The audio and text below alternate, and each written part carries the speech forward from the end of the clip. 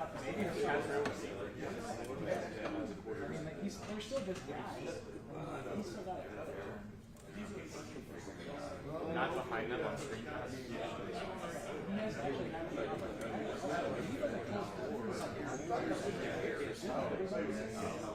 Is this really that much of a secret?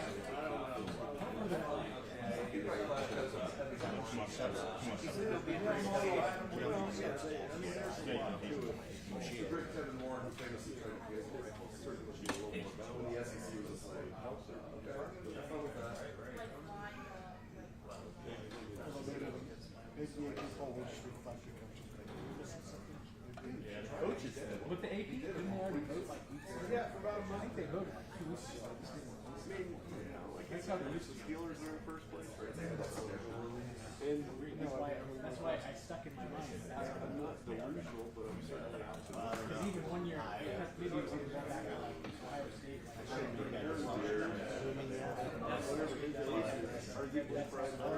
That's happened with our ice too. We have to that'll still be the preseason. We don't have a mechanism. Don't worry. To win that game, I think they're still going to drop it. I'm sure that happened with Iraq. If you cover it, they ain't got that. That's the problem.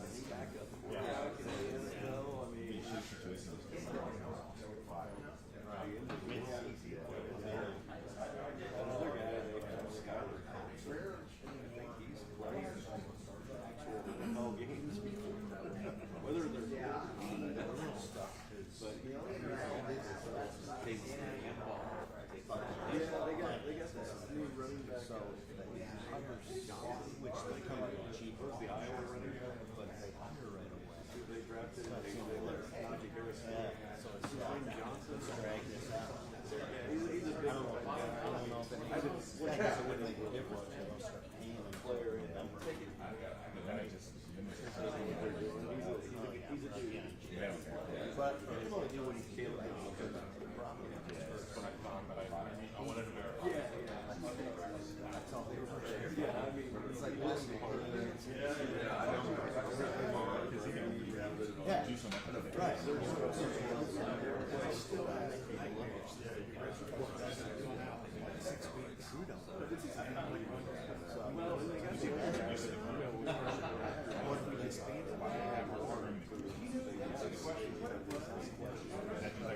I don't think she is.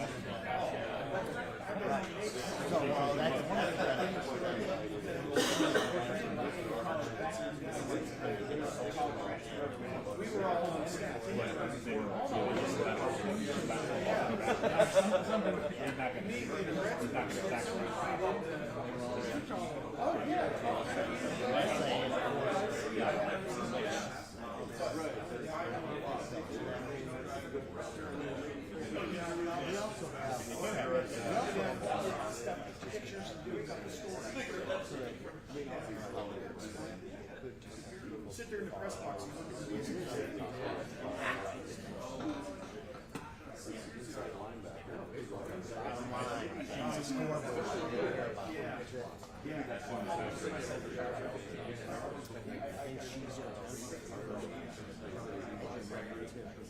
You're listening to the game while you're actually it's over. You're 3 up now. It's over.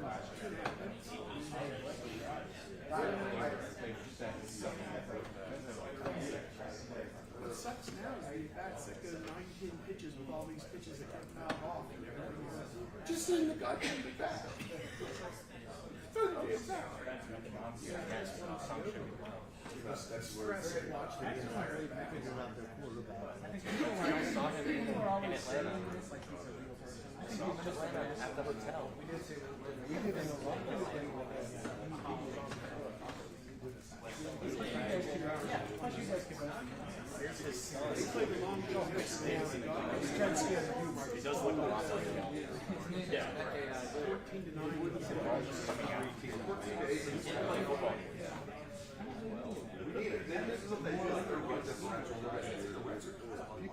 about being well, they're not really unlucky. Warriors scored 21. Yeah. Somewhere. They don't have to face Zach Wheeler. They do have to face They could have gotten that on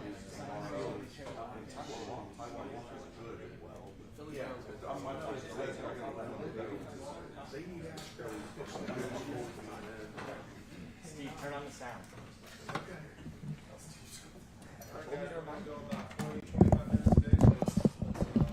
One question, and then if we got a chance, we'll go to the second round. We will start it off with our leadoff hitter today is Patrick Murphy. Patrick, go ahead. Ryan, scrimmage Saturday. Just coming out of that first scrimmage, what thoughts you have, kind of where you feel like this team is coming out of what I assume was a big Saturday? You know, sometimes it's hard to tell. I think that we're growing. I think we still have work to do. There were things that I felt like we definitely improved with last week. There's still things that, you know, we got to get fixed. We got to get addressed. You know, coming out of the weekend, I felt like that we were able to identify some guys that built some depth. Some position battles are still going to go on. You know, this is a big week to take the next step for us. And I think the effort's there. I think the overall execution's got to improve. You know, each side of the ball has their things that they need to grow upon. And, you know, this is kind of the last week to do that, because after this week, you know, we'll have our scrimmage on Saturday. You know, and it's not just, you know, complete Texas from there on, but like it's getting close. So, you know, we're still in the middle of it.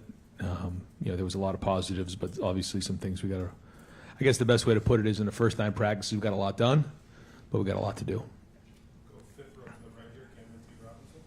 Brian, obviously, you would have rather had Edric the full time, but you talked about those defensive tackles, want to see more from them. What do you see from them in the scrimmage? Do you feel like that depth, or you're seeing more from them than you thought? Yeah, Edric's been out there, but he hasn't, you know, hasn't had a full camp. So I'm seeing some other guys step up, which has been great. But you know, that battle is still going on. It's you know, something that Coach Johnson is addressing every single day. They know how important it is to step up, and you know, I think we're finding some guys that we feel like we can win with. The question is, you know, how many guys do we feel like can take on you know, the majority of the load and play at starter level and take on that type of a snap count. So we say it all the time, like, you know, you're either a pro or you're a player. If you're a player, that means you flash, that means you can do some things, but you're inconsistent. A pro does it the same way every single time, and that's the challenge. And we've seen guys flash. We need more consistency.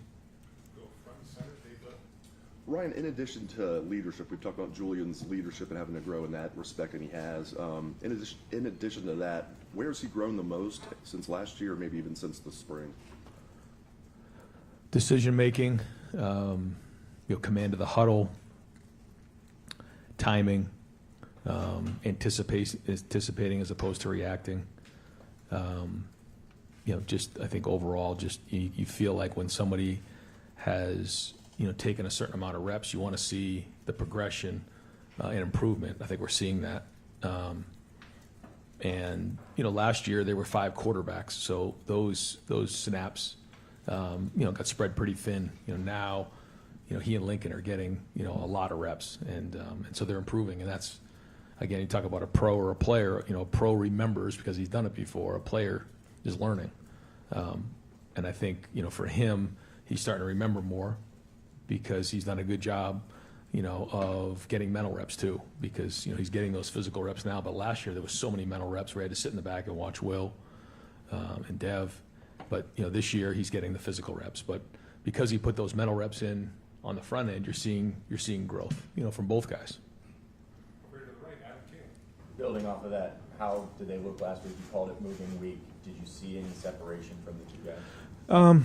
You know, there were positives on both ends. There were negatives on both ends. You know, I won't, you know, predict when we'll make this decision, but you know, we're getting more and more information, you know, that we need to make a decision. You know, where it's at now, we'll let it continue to play out.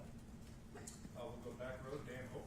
Yeah, you mentioned last week Austin been taking reps at left tackle. Yeah. A couple of players that you talked to Philip Daniels this past week. Where are things kind of at right now on both sides of that offensive tackle? Yeah, you're seeing, you know, Ethan's playing tackle, moving to guard.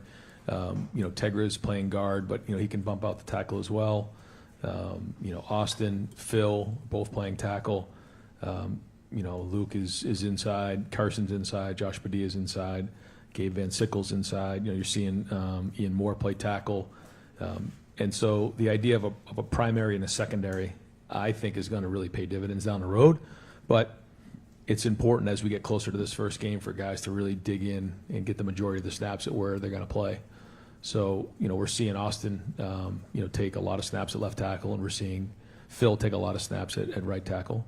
You know, and Ethan is swinging and doing a good job. So, you know, we'll see. You know, again, by this week, again, we'll have more and more snaps, more and more information, and go from there. Do you feel like Phillips kind of pushed ahead of Ethan at this point? We'll see this week. We'll see. Yeah, I mean, there's enough on film to lead us to believe that we can win with both guys.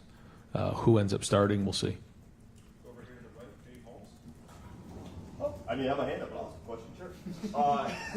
So Ryan, as far as things, you mentioned that next week is you kind of last week before game week. I mean, what are the things that you have to settle up before you get to actual game prep mode? Well, I think what you're trying to do is you're trying to figure out what your identity is, but you're also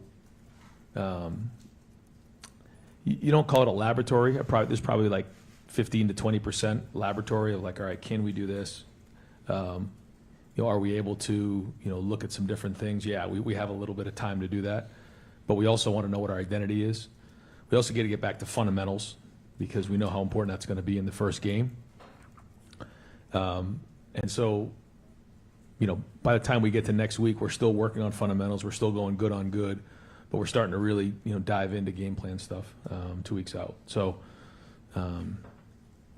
it's also good to install things that you're going to need down the road that you may not need in the first week. So, you know, you're building those things up so that when you can pull them out mid-season, you have some stuff on film that you can work off of. Guys have physically done it, body repped it. That's an important part of the preseason. Second row middle, Stephen Meeks. When you go into a first scrimmage in fall camp, when you have a quarterback battle, it doesn't sound like you went into this thinking that you're going to find your starter after the first scrimmage. Maybe you wanted to have multiple scrimmages. So what did you want to learn about Julian and Lincoln in scrimmages in fall camp versus what you're maybe seeing in the spring? Well, I think everything gets ramped up when you get to the preseason. You know, we're installing in the spring. It's offense versus defense, and you know, not every play is designed to attack certain coverages and things like that. You want to do that a little bit when you get into the preseason to see how they're able to respond to that and handle that and be a competitive excellence. And so, you know, it's much different when you're just doing 7-on-7 and throwing and catching the ball, as opposed to everything that comes with the game planning. And as you find yourself later and later into the preseason, you know, guys have seen routes before, they've seen things, so you have to adjust, and then you got to go put it on the field in scrimmage settings. And so it's more game-like, and we want to see guys perform. Right behind us, Spencer Holbrook. Ryan, what are you seeing from Jalen and Malik in the safety battle, and where is that this thing stand?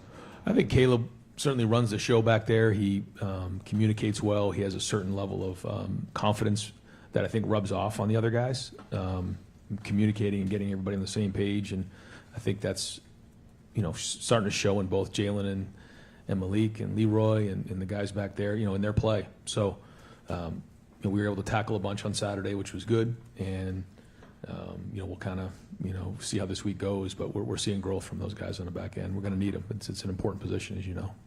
I know that no quarterback competition that you manage is the same year to year. You also talk about like your experience over multiple years handling these. When you go through this one, is there one in your mind that you could compare what you're dealing with right now to any other point here? Yeah, actually, I remember kind of with Dwayne and Joe, it was similar.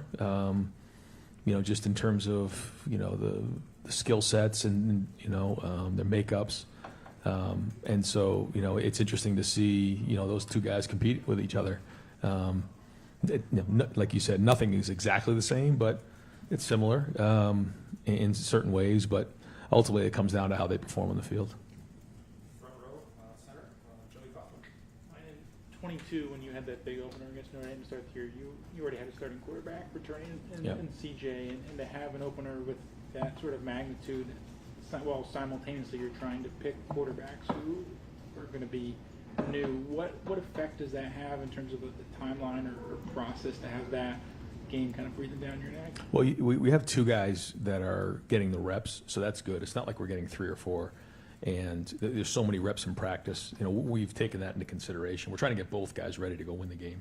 I think we have to have them both ready to play in that first game, and then again, as we get closer here, we'll name a starter and go from there. But we're going to need them both, and that's the goal right now, is just to get them both ready to go, figure out what they can do that's similar. Try to figure out what they can do that's different from each other, and then so that they can go play well in this first game, because this will be their first start. Lincoln played in the bowl game, but he didn't start, and and Julian's never started a game. So we got to make sure we're giving them things that they can do that fit their skill set. Right behind him, Jeremy Birmingham. Ryan, relative to your own expectations, understanding you lost a lot of players on offense and defense, is there one side of the ball, or maybe just your assessment of both sides of the ball? Are you ahead of where you thought you'd be? Are you behind where you thought you'd be? How do you stack them up versus what you expected coming off of a lot of attrition, but also a national championship? I think some days, you feel like and then other days you feel like you don't know, because there's so many new faces out there, on the field and coaches as well. And it's just different. I had a coach who I know well, came and watched practice, and he said, "Man, you guys are good." He goes, "You're different than last year, very different." He goes, "You're good. Last year's team was really good. Obviously, you won the whole thing, but this year's team is really good too. They're just different, And I agree. I think that we are different. Just different guys, different personality, edgy, competitive. But a lot of these guys haven't played a lot, so it's a different feel. It's a different personality. And so I think as we continue to forge our identities here on offense and defense, and then the first game will come and go, and then we'll identify what the issues are coming out of that game, which will give us some unbelievable feedback. And then, we'll continue to build out throughout the season and build from there. So, again, to answer your question, I think some days you feel like, okay, I have an idea what's going on here. If we're ahead or behind, I won't get into that. And then other days I'm not sure, because everything's so new. But I'll tell you, the guys are working. If you go out there and watch practice, everybody on that field is working. And, there's a lot of energy out there at practice. Guys are competitive. And if that's the case, then we can work with that. When you talk about kind of quarterbacks and trying to simulate experience, I guess as best as you can, simulate real games, like how much does it help for Lincoln and Julian to have Carson Hinsman there, someone who has played a ton of games for you guys? Yeah, important. It's important to have guys like Carnell and Jeremiah, to have guys like Carson, even Luke and Austin have played in games before. And I think coming out of the playoffs, there's got to be a lot of confidence for those guys who went into the biggest stage and most competitive environment there was, and performed well in one game. So anytime you have guys that have been around, Will Kazmarek's played football for us, and Bennett's played some, having guys around that have done it before, it's, even, Brandon Ennis didn't play a whole ton last year, but he's played. He made a huge catch in the national championship game. So anytime you have guys around that have done it before, it kind of gives everybody confidence, and then you just go do it, and like I try to tell these guys all the time, everybody had to do it for the first time. Everybody had that start, and you go, and sometimes you never feel like you're ready. You just got to go do it. And if you can do it consistently against the guys that we're doing it every day in practice, you got to have confidence knowing you can do it against the opponent, because we have as good a player as anybody in the country. Right next door, Bill Landis. Right, you said last week that you felt like the offensive line is maybe in the best shape you've seen it since you've been here, just in terms of the number of guys you think will be able to play. Did you feel that way coming out of spring, or when did that realization start to hit you, and what are some of the markers of that, I guess, that make you feel Well, that I think you need guys like Gabe, you need guys like Ian to really step up into that, that role of being able to play in games. And so, we are deep. The most important thing is that the 5 starting guys are executing at a high level and doing their job, But I do think the depth is strong, which is great. It's great for competition. But the guys who are the starters have to perform. And I think that's another thing that we've challenged this team with is the starters and, the leaders. They have to take on the role of the starters, and they have to perform at a high level. They have to produce. No longer can you sit back and let the starter do all the work and you come up and, play 15, 20 plays a game and be the guy in the back. You have to, we've talked about this before, carry the water, man. You got to do all the work. You got to, take on the burden of what it means to be a starter at Ohio State, and there's a lot that comes with that. I mean, you're expected to dominate at your position. So it's good to have depth, which I think we do have, and I think that's a good thing. The question is, like, how well are we going to perform, and how much are we going to dominate? And that's to be told. And so that's not just at that position, that's at every position. Right behind him, Dylan Davis. Report this week that you guys hired Josh Boyer.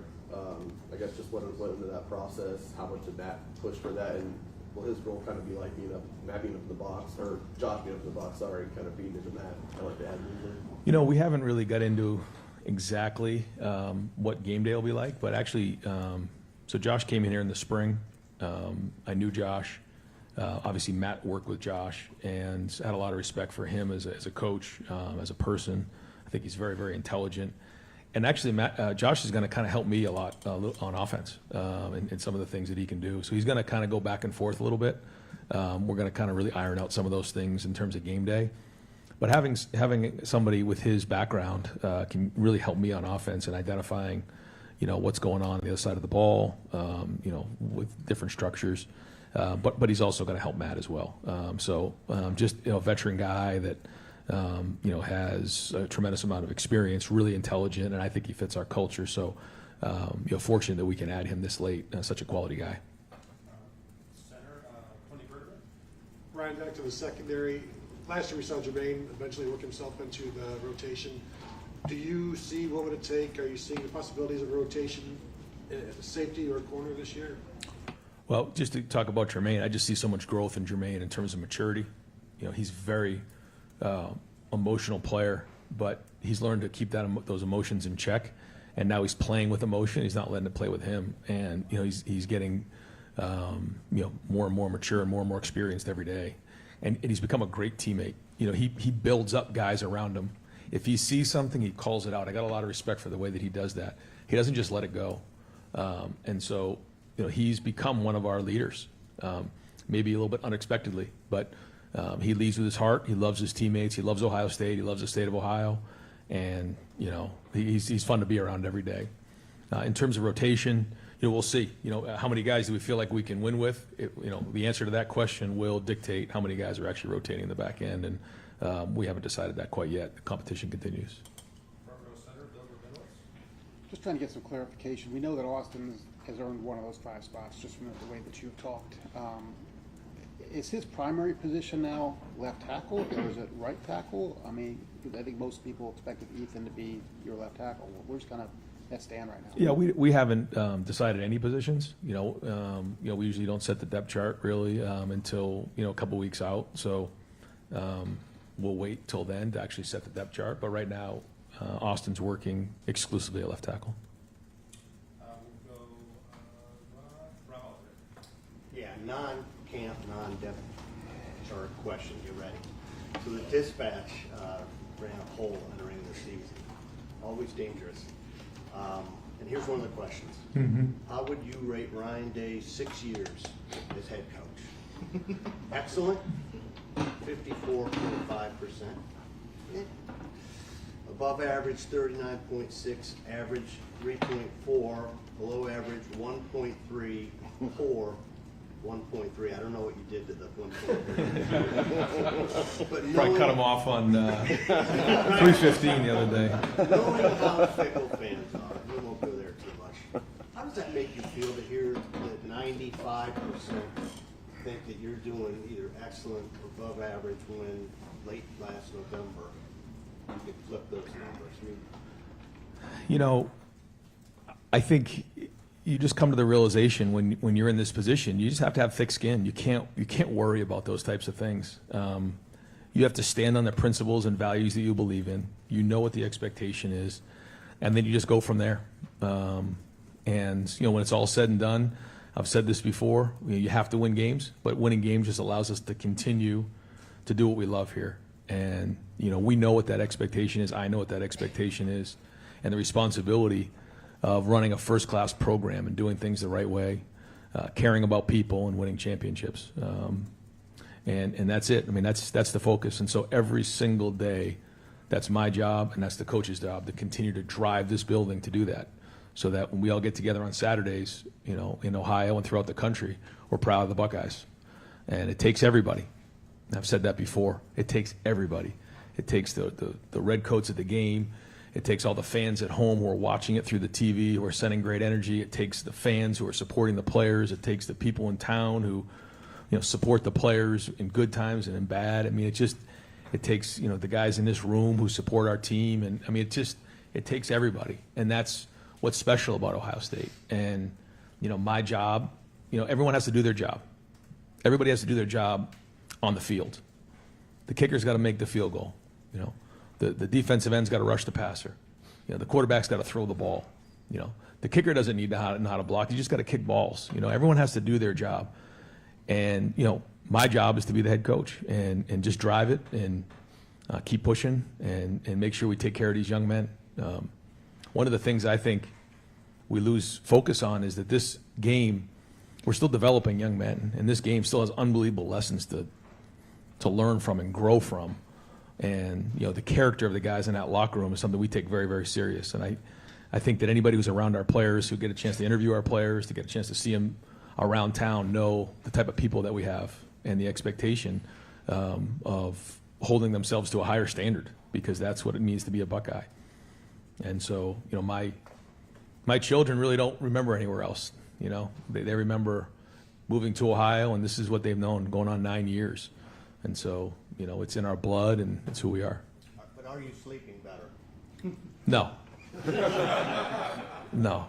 If we didn't open up with Texas, maybe. But you want to take a deep breath. I mean, the first game is a monster right out of the gate. And, you know, I'll just say this, you know, we're excited about playing in that game. I know Buckeye Nation is fired up. It is going to be an unbelievable atmosphere. And I'm not going to get into it now because we're just under 3 weeks away, but we need the shoe rocking. You know, just like it was for the Indiana game, just the way it was for the Penn State game, you know, a couple years ago. You know, they can't get away with the clap. I mean, we got to bring it, to put them on silent cadence. It's got to be the loudest it's ever been, and what an unbelievable atmosphere it's going to be. And so, you know, we remind our players that, like, this game is here. You can't all of a sudden just get fired up the week of the game. Like, we're playing that game right now, every single moment. And so, even while I'm here, I got to get back and watch film because we got work to do. Two more quick ones. Steve Hellwagon and then Doug Leverett. Yeah, Coach, we didn't get to attend Saturday. If I could just ask, were there 2 to 3 guys each side of the ball who you were happy with how they graded out? Just, I know you don't want to leave anybody out, right, but just, were there anybody who just you thought really made a good step on Saturday? You know, we did a champions meeting, so we called some guys out. You know, some guys graded out champions, other guys didn't. You know, there's a lot that goes into that first scrimmage, and it's hard to make a ton of evaluations out of the scrimmage. And again, like you said, if I said one person, then somebody else is gonna, you know, feel slighted. So I try not to do that. I apologize, and I know you're looking for some names right now, but we'll get there. We'll get to the, you know, depth chart hopefully here by the end of the week, and you know, have an idea who those guys are that are stepping up and playing well. Ryan, I know there's competition at every position all over the field, but just in particular when you have a quarterback competition and what you guys have going on the offensive line, and not that anyone's won anything, but that Austin has really impressed people. Just whether it's quarterback or left tackle, just what's it like when you really see a guy make a move, or for a coaching staff in the process to watch somebody really seize their moment or start stacking days, and how do you evaluate that? Well, you look at trends. I feel like football is a game of trends. You know, you're never going to know 100% of what it is. You know, it's like game planning. Like, you don't know what's going to happen, but you got to play the trends. You got to play the numbers and then adjust from there. When you watch somebody in the off season go through, you know, the weight room with Mick, The guy's seen it all. I mean, you talk about the best in a business, it's not close. Mick Marotti is the best in a business at building leadership, at building toughness, accountability, all those things. And when he stamps them, when he's an Iron Buckeye, you got a chance. I mean, Jeremiah Smith was the first freshman, I think, ever to be an Iron Buckeye. He was one. What happened, right? Austin Sayreville becomes an Iron Buckeye. Look what's happening. So for us, the backbone of our program is what happens in the offseason in that weight room. That is our chopping wood and carrying water in the weight room. And so when you start to see that happen, you can almost predict what's going to come next. Have there been guys who have done really well, been gold and Iron Buckeyes that haven't played a lot? Yeah, but not many. Those are usually the guys that find a way to get on that field. And so, you know, I say it all the time. If you want to be successful here at Ohio State, grab onto Mick and be an Iron Buckeye and be a gold guy. And so I think we had just over 40% of our team gold, which is not easy to do. I think last year we were right around 43. I think this year we're right there too, and that's a good sign. So, you know, you're starting to see some of those guys separate who put all that work in the offseason. Thanks, guys. Yep.